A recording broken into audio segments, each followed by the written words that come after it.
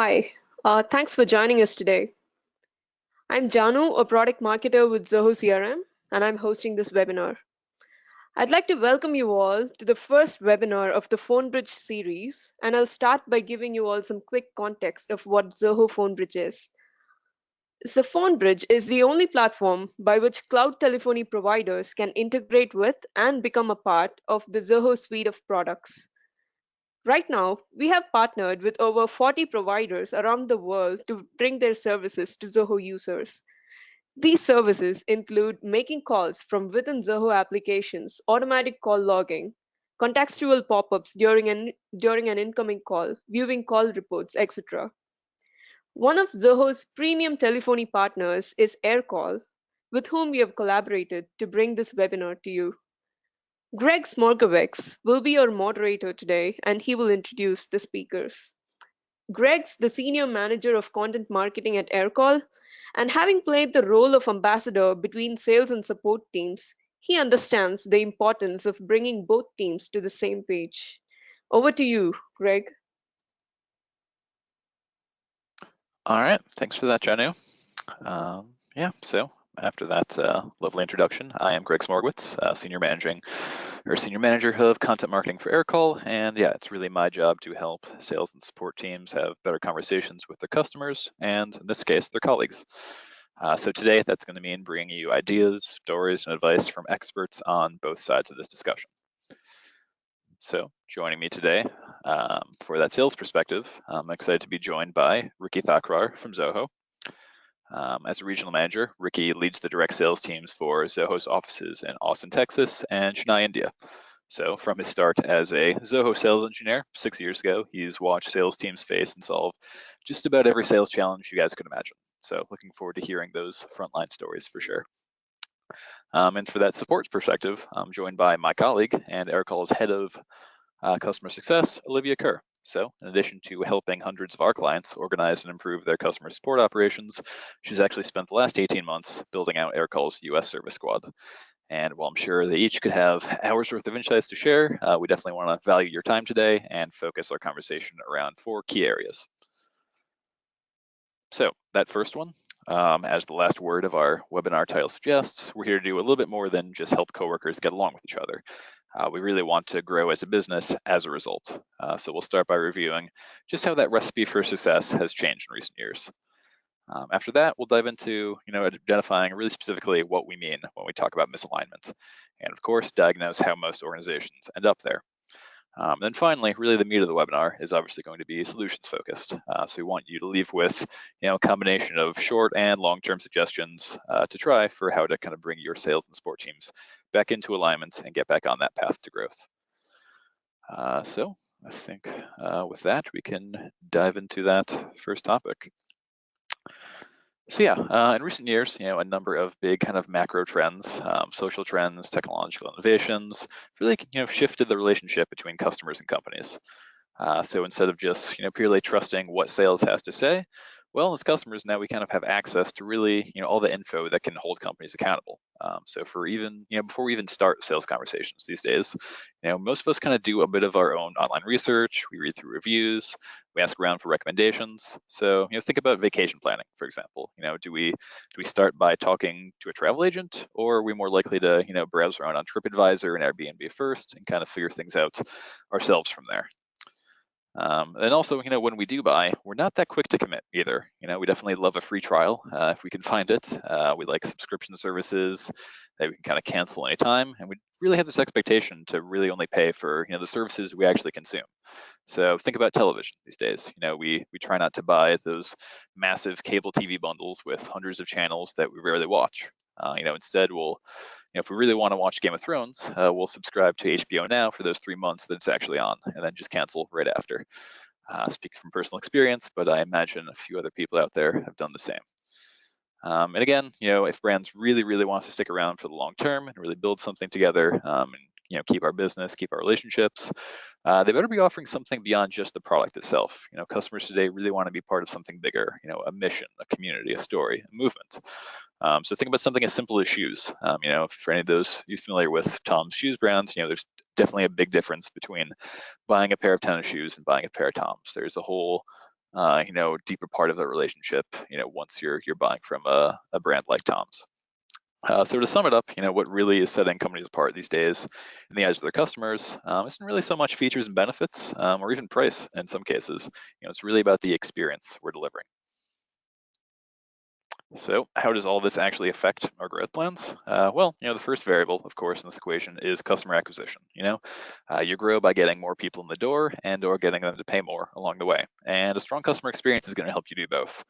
So that reputation for really strong service and experience is actually going to generate more of those leads that I know salespeople really love, referrals from happy customers. Those are the easiest ones to close for sure. And also, long term, the stronger that reputation gets, might actually allow you to start raising your prices.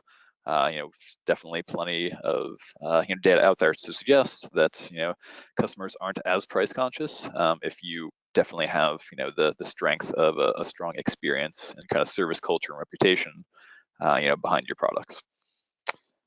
And then, of course, on the back end, this strong customer experience also gives you a better chance of offsetting those acquisition costs with a higher lifetime value. So here we're talking about, your subscribers keep on renewing year after year, and shoppers keep returning for more of what they love from you. Of course, it's all well and good, but as we're all learning, if you aren't meeting these expectations, it's easier than ever for customers to kind of leave your brand and go discover a suitable alternative. So the sooner we kind of get on this, the better. And this is especially important for those of us, Aircall included, who are operating on a subscription-based model, where we're really counting on monthly recurring revenue for just about all of our business forecasting. But in addition to subscription-based businesses, it's really true for just about every modern company. And there's really nothing theoretical about any of this anymore. In one multi-year analysis, published in Harvard Business Review, they actually put hard numbers to it. They quantified the financial impact of excellent customer service experience. This was actually a few years ago, so it's definitely something, an ongoing trend that's definitely gained traction and is becoming a reality. So basically, what the data found was for subscription-based businesses, those brands receiving the highest experience scores from the customers could actually expect 5 more years of loyal membership from the customers compared to those brands with the lowest experience scores. And this carries over to transaction-based businesses as well. So brands receiving the highest experience scores in that segment, they could actually expect over the course of a year, the average customer to spend 2.4 more times as much, compared to brands with the lowest experience scores. So again, something that might sound pretty intangible and hard to kind of define, like customer experience. It's definitely having a tangible impact for the customers who are getting it right. Again, if we can agree that this is where we kind of want to head, and that customer experience is a driver of growth, then which two teams better be on the same page? Well, you guessed it, support and sales. So I'll let Ricky and Olivia take it from here, and I'll go ahead and monitor any questions you guys have coming in. So for those of you familiar with GoToWebinar, there should be a little kind of chat box in the panel. And again, I'll try to kind of pop in with questions in the middle of the discussion if I can, if they're relevant. But if not, we'll definitely circle back to them at the end of the presentation as well. Wonderful. Thank you so much for that amazing introduction, Greg. So if you guys have signed up for this webinar, I'm guessing your sales and support teams aren't exactly best friends at the moment.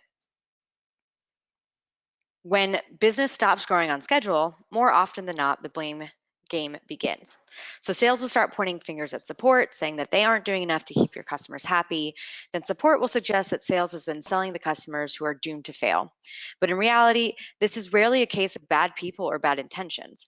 Individual reps and agents are usually just doing the best they can with the systems they're given.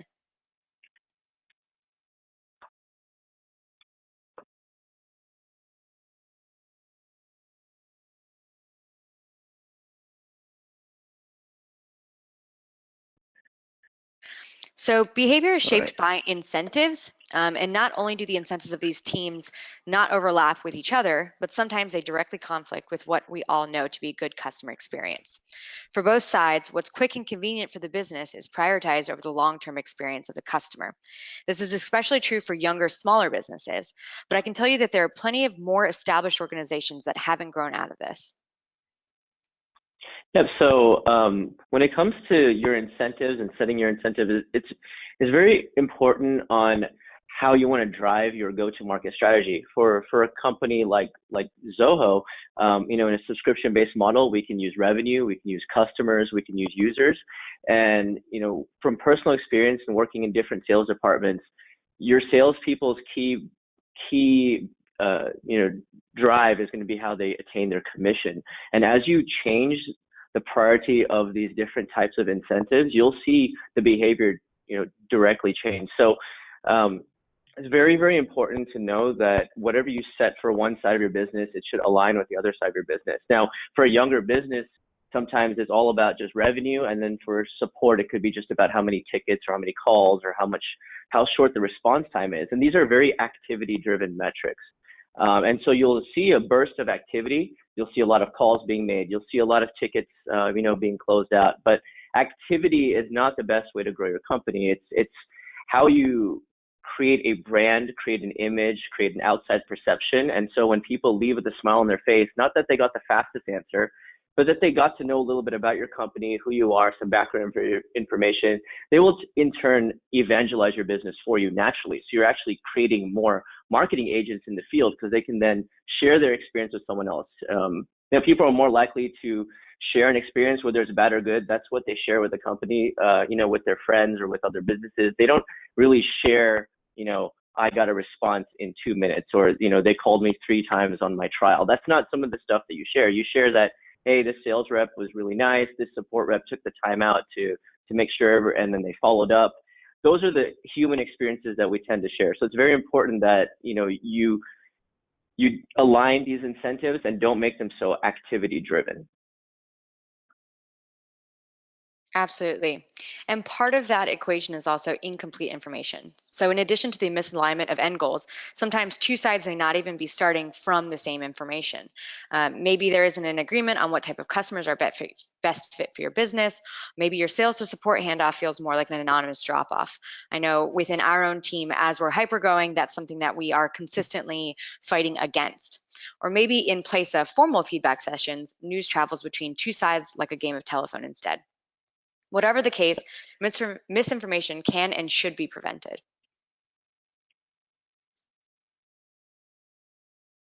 Yep, that's absolutely correct. A lot of times, sales and support teams don't even get to interact with each other. So, they're just watching out for their own job, their own incentives, their own pay, their own promotion, whatever it is. Each team has a different incentive from the other. Rather than working as one cohesive unit that's a customer-facing team, the customer-facing side of your business is actually split into two.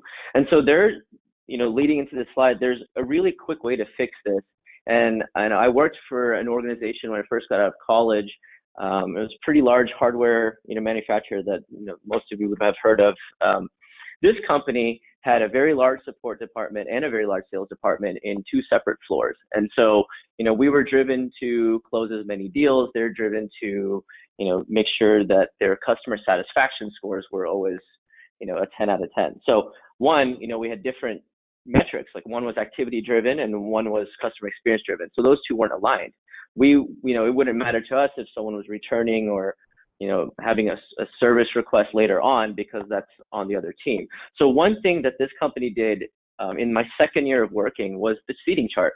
They decided that they were going to change how sales and support sat in the actual office. So what they did was they regionalized or made territories for all the teams, and then they put the sales support teams in a pod, basically.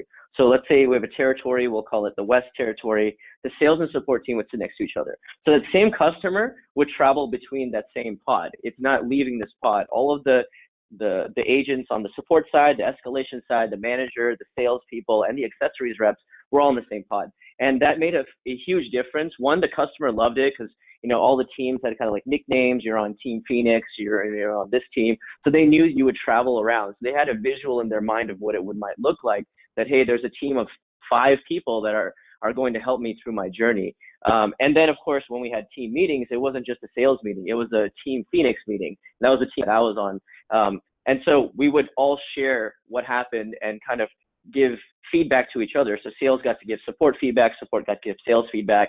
And that handoff, which is, the handoff that we're so focused on trying to give a warm handoff or introduce the customer to who they're going to be speaking to, all that was resolved quite quickly, because you could even say, hey, I'm going to transfer you to the person right next to me, and then transfer them over. So it would add a visual to that as well. So that's something that can be done very quickly if you do it early. Sales and support staff, as they grow, will get to know each other, and then the more senior people over time will have fixed a lot of issues that might happen, if you keep them separated for too long. Absolutely. And a secondary fix, fast fix, would be, just having that complete transparency. So defining what the sales to support transition looks like, and making sure that all of the information that the sales reps gather in their early conversations, starting from the demos, follows that customer throughout their entire journey. So if it's going from sales to onboarding to success, but never again are we going to have to ask those same questions, because that information is just in one complete fluid motion. So why did they end up buying the product in the first place? What is the business goal that they're really trying to accomplish with your product? In our case at Aircall, we have weekly meetings with the sales, onboarding, and success team where we all sit down. We go over the new accounts that are coming in, what pain points they have, how we can fix them, what the potential solutions are. That way, the sales, support, success, every team is working in tandem to make sure that we're reaching those needs for that customer. And they're getting a unified front from us, knowing that we're going to be their advocate going forward. And finally, as like a fast fix, we can kind of formalize that feedback loop. So since all of these changes are going to be kind of a work in progress, setting some time on the calendar to make sure that the department leads have a forum to exchange feedback. So if it's your team lead for your customer success team or your sales team, that they're really trying to iron out the process so they can filter that down through their team members to make sure everybody's following the same formalized process. That way there is no chinks in the chain.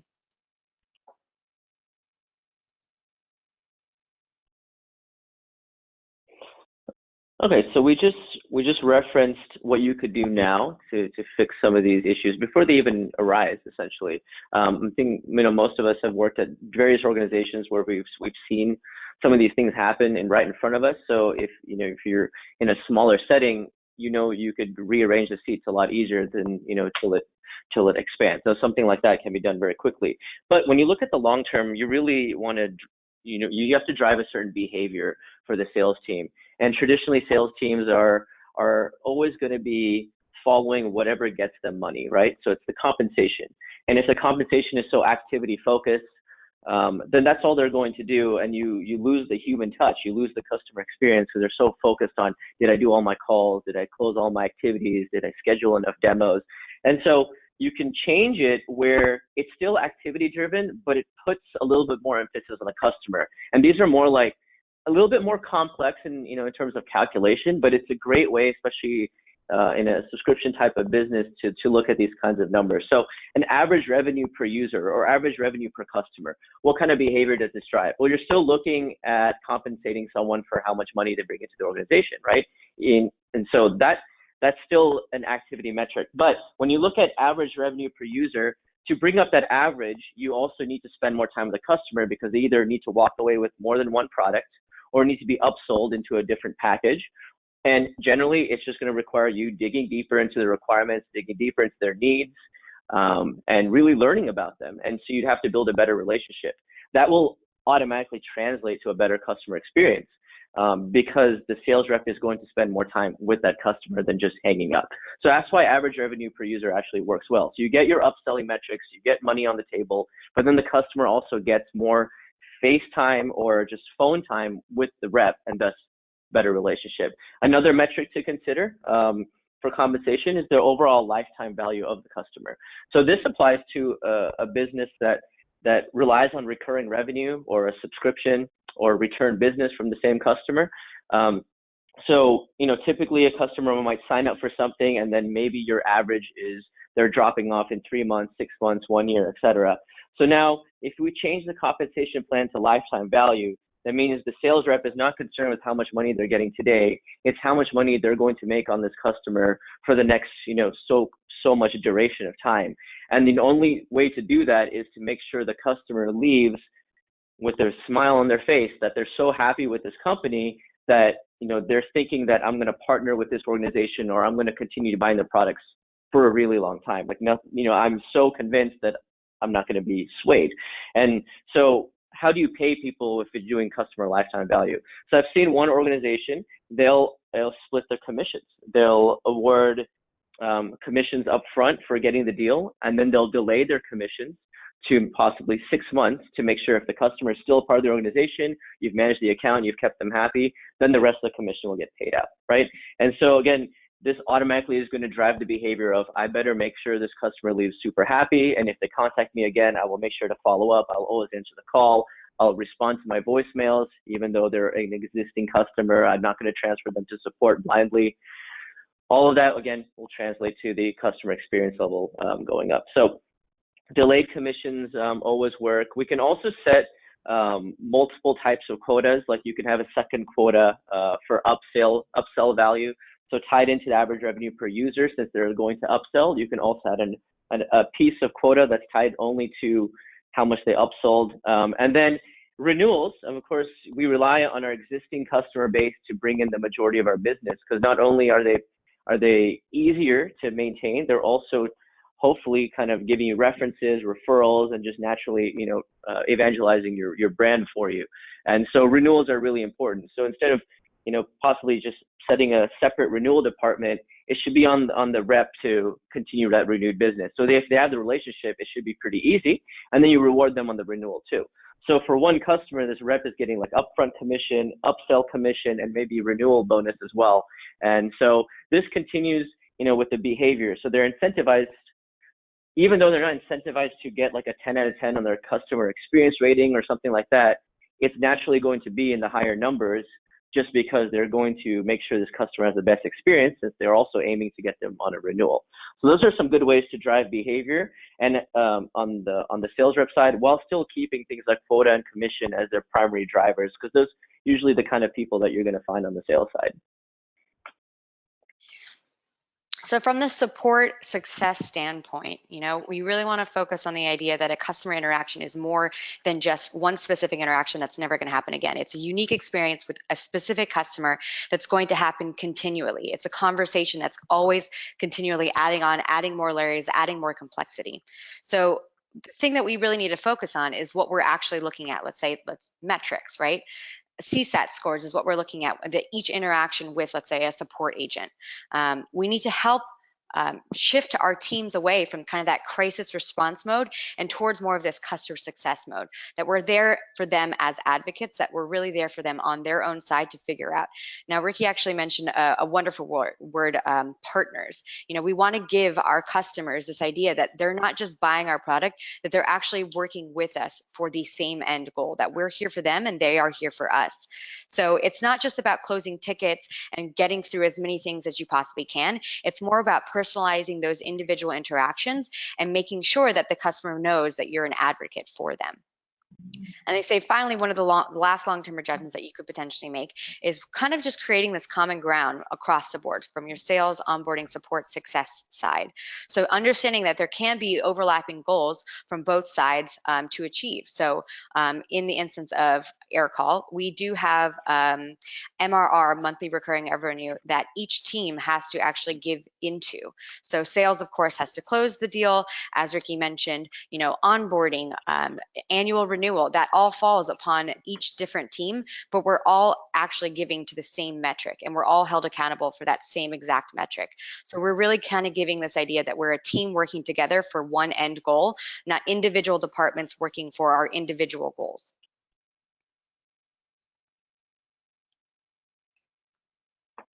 All right, sounds good. So let's go ahead and now tie this all together. So as you saw between me and Olivia giving you some descriptions of how these two departments function and how you can align them together to put customer experience first, we can do all of this with just a phone and a piece of paper, right? So I want you to first think of that all of this can be done without putting any sort of software into it.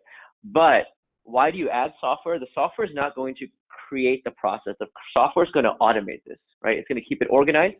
And the key thing is it's going to make it efficient, right? So that's how we add technology. We have to first practice on our customer-facing skills before we add technology. We don't rely on technology. We use technology to complement the the strengths that we already have in order to make those strengths more efficient and organized. So that's where software comes in, okay? So don't put software as a priority over your training on who you hire and you know, all the practice calls and the shadowing, because all of that is definitely more important, okay? So use technology as a reinforcement. When you add an integrated solution, you're going to give these guys, you know, more tools at their fingertips to kind of get some transparency between the department. For example, sales teams could see conversations happening with support. Support teams could see past conversations happening with sales, and that's through the integrated technology. That means there's less busy work, less transferring back and forth, less putting on hold and let me find out for you, less, you know, less reasons for the company that you're working with to think that your internal tools are not organized or that one hand doesn't know what the other is doing. That's where you use software, right? And so, and when you have all of the software, you have a lot of data. And if the agents and the sales reps are trained, they'll add all the data in there for you. And then you can run reports to find out where there's holes in the process, where there's areas of inefficiency. And then you can work exactly on where to pinpoint rather than doing blanket training for everybody. You know exactly what the issue is. Maybe it's different per team or per person. And then you can use that to kind of target your coaching. All right, and I'll hand it over to Olivia here, and she's going to kind of give you a walkthrough of the software.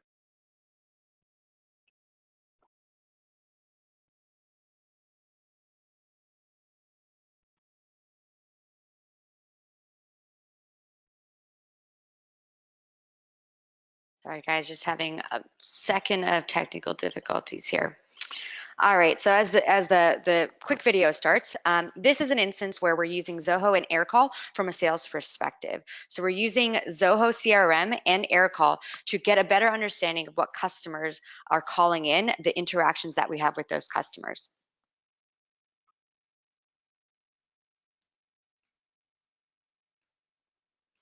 One more second here.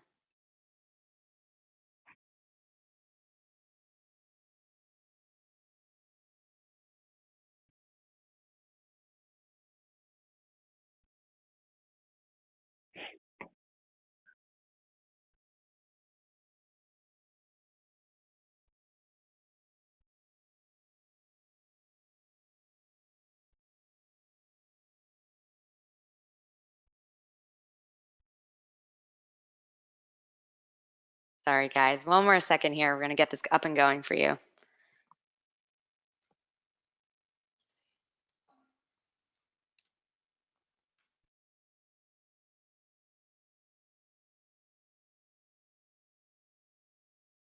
Just to kind of quickly walk through before we go into the actual demo of the account, I think something that I wanted to touch upon that Ricky mentioned, you know, is this idea that we're trying to arm our team with the tools that they need that are necessary to be able to handle those interactions appropriately, right? So if we have the video going here.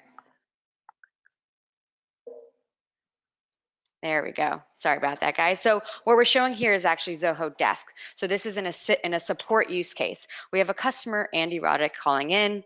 We have an issue where he needs to talk to support because he's having issues with the product. So what's going to happen here is that Aircall is going to be ringing. We can see his information popping up. And then in the PhoneBridge in Zoho Desk, we actually see his information popping up again. And so what we're able to do is actually look through the entire conversations that Andy has had with our team to understand maybe if we can get a better idea of the different issues that he's been dealing with lately. Maybe he's calling about the same issue, but we want to be able to handle this interaction appropriately and give as much information to our support agents as possible so they can handle it with as much efficiency and productivity as they possibly can. So they're going to get on the phone. They're going to say, hey, Andy, thanks so much. I really appreciate you calling in. Actually, we have an update to the issue. Our sales team has gone over and pinged. I know you've been dealing with Ricky on this specific instance, but happy to help you. I'm going to actually go ahead and set up a follow-up for you that we're going to reach out to you in 5 days to make sure that everything's working. And so in this picture, we can see everything happening in one instance. We have all the knowledge that we need before we get on the call with Andy to make sure that that interaction is as efficient as possible. The same thing happens from a sales use case. And so in this case right here, as we have Zoho CRM, and so we have the same customer calling in. Let's say maybe he's going through the initial demo process, he's calling in. We want to see where he is within the sales process. Who was the last person that talked to him? What did they talk about? Is the deal close to closing? We can do all of this while we're on the phone because we have the ability to look into his information and see what's actually going on with Andy before we get on the call with him. This really just allowing our different team members to have as much information as possible, again, to be as productive and give that customer a feeling that we are their advocates, that we actually know what we're talking about, that our internal processes are 100% aligned, and that we have an idea of what's going on for the customer from our end.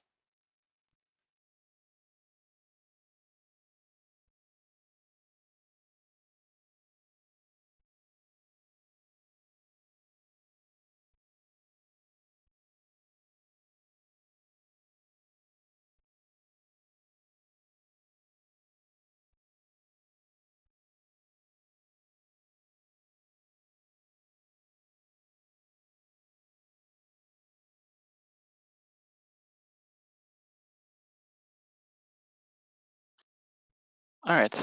Yeah, so actually, thanks for that, Olivia. I'll let you take a breath, have a sip of water. We actually do have a few questions coming in that I'm going to get to now.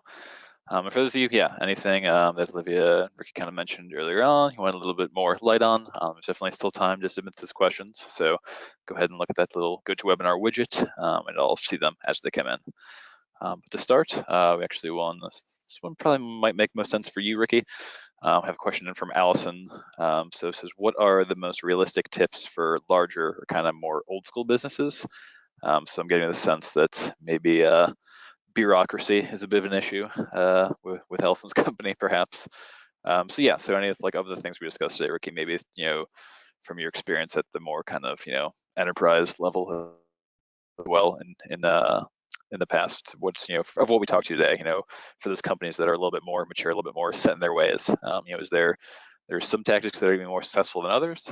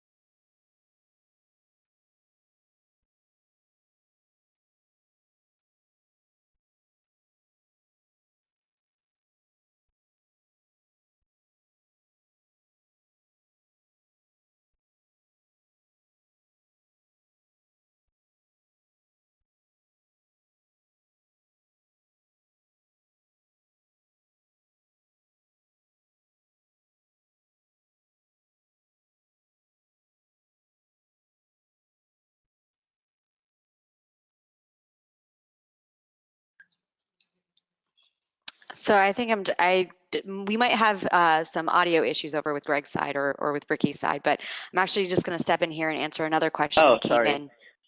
No worries. Okay. Or Ricky, if you want to go ahead and answer that question. Yeah, whoops, I answered so much and then I was on mute. Okay, sorry about that, guys. Okay, so with the more well-established business, of course, you're going to look at, more a traditional style of management where we have a sales and support department, two different directors and managers and then teams. So I think the first step, instead of trying to implement any solutions at this point, you have to first create a layer of transparency. First, analyze how much transparency is there between sales and support. And then we start at the top. So the directors and the managers, maybe start doing a monthly review or a quarterly meeting to kind of go over each other's numbers, right? So what is the support team going to measure? Where are their weaknesses? Where are they looking to improve? Are they hitting their goals? Are they hitting their targets? And the sales team would share the same data back. So once the two teams get comfortable enough to even, share that data back and forth, then you naturally start to see some conversation happening of sales will suggest support to do a few things, and support might suggest sales to do a few things, right? Because there might be a support escalation that came up that actually could be tracked back to a sales experience, which we've had, internally here as well. It started much more earlier in the funnel, and it just trickled all the way down, and support ended up having it thrown on their plate at the very end. So we'll find these kinds of issues, we'll openly discuss them, and then we find kind of a team of advocates. And the way we do it in Zoho is anytime we want to implement a new idea, we don't implement it company-wide. We don't even implement it, through multiple territories. We'll start with one simple, small experimental region. Like because we have an office in Texas, sometimes we do a Texas experiment. Because we have an office in California, we'll do a California experiment. So you take a team of individuals, you kind of give them a solution that you want to work with them on, so that they know that they can give feedback as well, because they're the ones going to be jumping on the front line. And that team of individuals will be your experiment. This is where you fine tune. Once you have data specific proof that this works, then more people will be for it. If you just change processes, I know as being a former sales rep and support rep myself in the past, I always question why they're changing everything, right? Because I have no visual proof that this is going to work. I just get, like, oh, here we go again, we're changing everything, right? And you don't want that impression on your organization. That leads to, possible attrition from your employees, because they don't, believe in the organization, or they don't believe the direction it's going.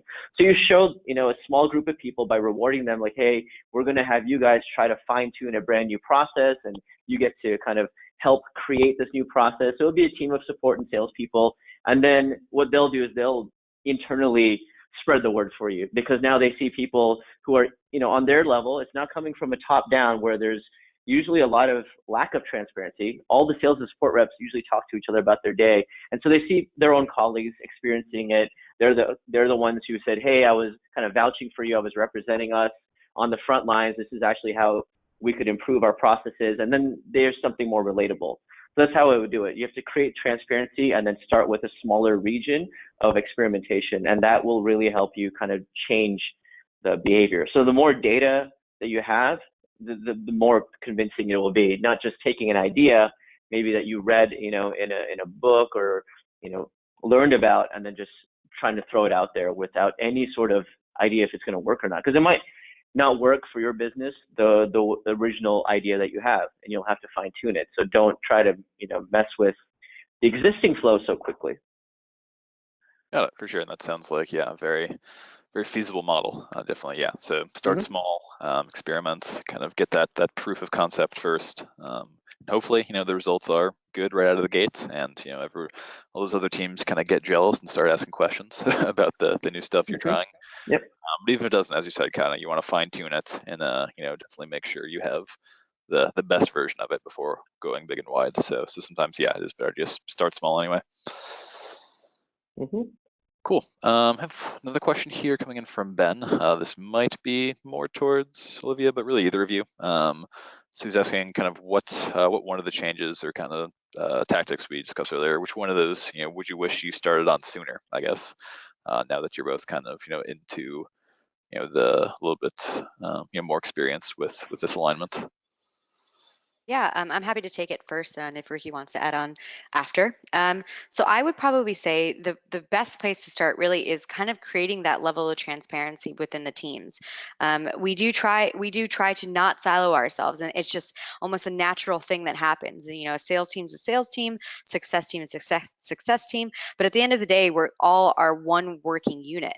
And having that open line of communication, whether it be via Slack or like weekly meetings, just so everything can be aired out on the table, it's really helpful and beneficial. And a lot of the times what you find is that the other teams feel the same pain points that you do. They're feeling that maybe the handoff situation isn't working well, similar to you. And so just being able to talk about that in an open forum is really helpful to kind of align everybody's expectations, not only for the teams and the team members, but also for the customers. And hopefully at the end of the day, what you'll come up with is a more streamlined process to make sure that your customers do feel like you are working for them and with them.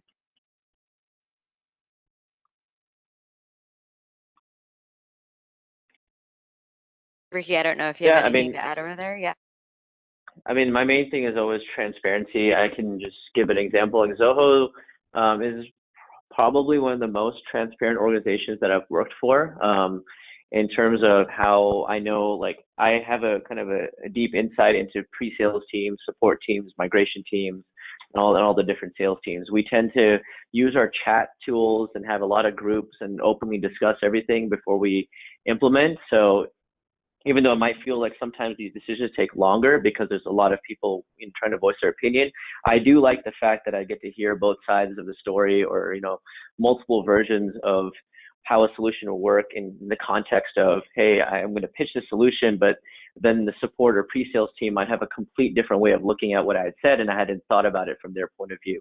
So it's always about transparency. And I think we've mentioned that on both these questions, that and when you hire people out of college, and we've been interviewing a lot of people, when we ask them, what do you look for in an ideal job, transparency has been one of the most common things that they've said for anything. So it seems like it's a trend as well to, if you have to kind of reorganize your company a little bit, this is probably your first priority to get this process aligned. And so that's the first thing you should definitely work on. Cool. All right. There's actually one more question, and it's actually for me. But after we wrap that up, I'm going to hand it back over to Janu to take us home. But yeah, just for that last question. Yeah, so again, I was saying it sounds like each of you kind of have some pretty good experience, talking about the other side getting from misalignment to alignment. But in terms of, working more closely with that other team that's, not your primary job role, kind of uniting the two tribes. So in your kind of those initial meetings and those experiences, what's a surprising thing that you learned by working more closely with that other side that you might not have otherwise? Yeah, great question, Greg. I think I would probably say is that the feelings that they have towards a customer, towards customers' pain points. I mean, at the end of the day, that's what we're really trying to solve with, the solution of our product into their own business, suite of applications. And I think the one thing that's really surprising to me is that they see it from a different end. I think when you come to the table in kind of this open forum situation, we're coming from, let's say from my end, a customer success side. And I'm just saying, I probably know as much as I possibly can from the customer success end about this customer. And I know everything that I need to know. And I know, that I'm the advocate, that I know best and whatnot. And then the salesperson comes to the same table and brings what they think is, their own opinions on the sales process on the customer. And again, a lot of those things align. They see things in one way, we see things in another way, but sometimes there's kind of this overlapping understanding of, maybe this customer wasn't the right one. Maybe we should lose that deal because, they're better fit for another product. And it's more beneficial to let that customer go and have them come back to us when they're ready, because it's going to benefit our CSAT, because it's going to benefit our NPS and our overall, goal for MRR or ARPA, or just general customer life cycle time. You'd be surprised with once you open that door for conversation, the actual topics that arise. And at the end of the day, again, it's a unit working together. It's not these individual departments. And we want to find a solution that benefits not only sales, but also success and the customer. And it's just a very interesting conversation once you actually get that ball rolling. Yeah, I mean, I guess I get generally surprised by examples coming from the support side on the sales side, because we don't anticipate everything else on the long term, what happens once they purchase as well. So one thing that we've done is we're using one of our own tools, Zoho Connect, but any type of intranet or we're a forum that you have inside your company where people can post and collaborate together.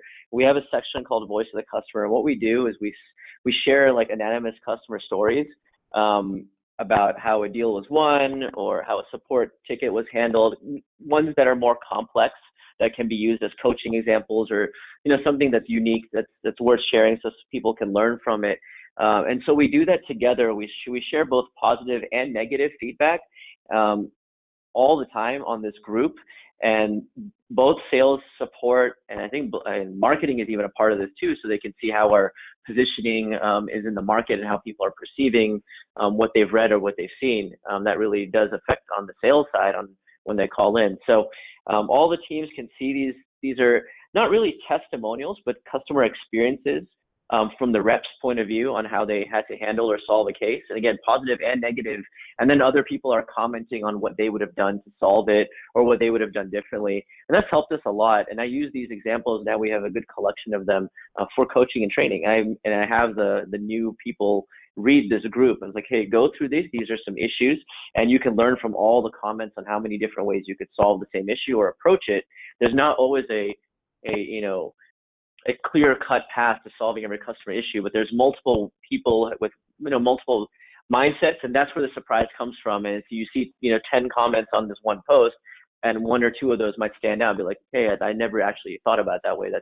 That's a really cool way to solve this, and you keep those in your mind, so you're always constantly learning, and then you use that to coach new people. So it's a good way to source this information without always having to have meetings. And meetings could be not the most productive thing, but having a post in a social forum for your company, at any point when someone has time, they could read it and make their comments. And you can make those comments anonymous, or you can tag their name to it. It doesn't matter, but at least these experiences are being shared. Yeah, and that's a really good point, Ricky. And I think I actually want to add in one more anecdote there as well. We have this, internal company chat that we use, and one of the channels that we've created is what we call the quick wins. And so it's really interesting to actually see the perspective of not only, let's just say, like the business team, but also the product team. You have to remember that not everybody within the company actually deals with customers or actually deals with the product directly. And to be able to understand everybody's different perspective on, let's say, a certain issue or a feature or how something's built, or just getting different opinions and perspectives on how we can make our product better or assist our customers better. It's really quite interesting, and so I think creating an open forum, not only for the business side, for sales, success, support, but also for the entire company in general, it's going to be really eye-opening to be able to see the different types of opinions that filter through there. Mm-hmm. All right, I think that's just about the perfect place to wrap it up. So yeah, a few couple housekeeping issues before we go. So first and foremost, thank you to our audience for your time, attention, and those questions as well. We hope we've rewarded that with more than a few actionable ideas to kind of take home and put into use, and as well as some inspiration to kind of get started. We know it's not going to be overnight changes, but as you've heard, there's definitely all kinds of ways to get started, get quick wins, and kind of keep that momentum rolling. Another thank you, of course, to Ricky and Olivia for sharing their behind-the-scenes kind of experiences, opinions, and knowledge, and of course, again, those tips for you guys to take home that seemed had something for just about everyone, including myself, which was a pleasant surprise. And yeah, one last thing as well, big thank you to Zoho from Aircall for having us on the series. And as a special little thank you to those Zoho customers out there, anyone curious about how to better align specifically their phone their phone support for sales or customer service with their CRM, get that integrated view where all that context is kind of following customers, giving you you're really setting up your agents and your reps to have those better conversations. It's something we strongly believe in. We'd like to definitely help Zoho customers out however we can. So for us, a quick little promo we're running, 20% off for the Zoho customers who do sign up with us for the first 2 months with Aircall. So plenty of ways to get in touch. You see the contacts there below, but then also you're probably going to have some follow-up correspondence with us as well from this webinar, including that recording, which more than a few of you asked for. So don't worry, it is coming. So all of this good knowledge is going to be captured and in your inbox in a matter of hours. So with that, I think we will sign off for today. Thanks again. Thanks so much, Greg, for all the help, and thanks so much for Zoho as well. It's been a pleasure to be able to share this stage together. Yep. Thank you everyone for all the insights, and thanks Aircall as well. And hopefully we'll hear from some of you soon, and we can get you set up with the Aircall and Zoho demo. Thank you. Thanks, guys. That was a great session. We hope you all found the webinar useful. I'll be sending you the recording of the whole webinar in a couple of days. And yeah, you'll be hearing from us soon. Thank you all for attending.